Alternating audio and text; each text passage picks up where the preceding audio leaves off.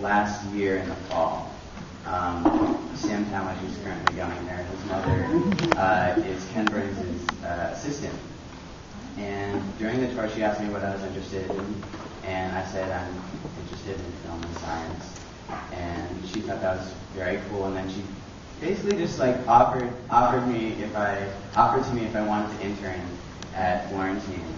And at the time, I didn't really know who Florentine was. And then and after I just like did a little research, and I found out Ken Burns was the director, and I was like, oh wow, I definitely want to do this.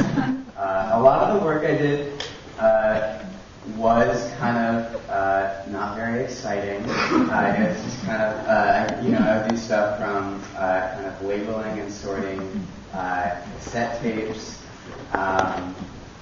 to just putting in a lot of keywords or descriptions for all their files. But even though after a while this would get slightly monotonous, it was pretty cool to work in their system. This is the room where they hold all their data.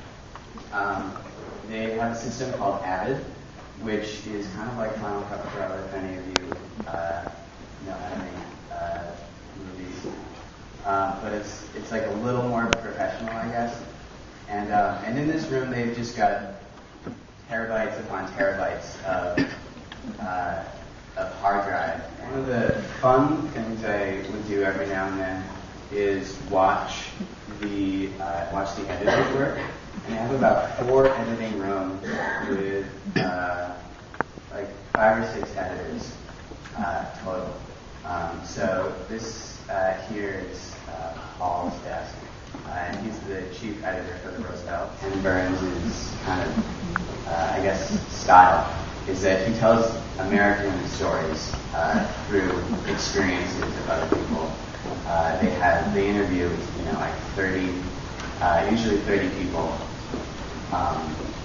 for just like their stories on a certain era in American history. This picture is part of the Roosevelts.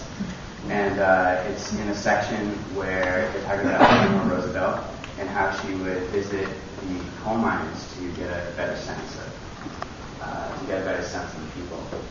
And so in this frame, they wanted to fill the entire screen with a picture, but they had a widescreen.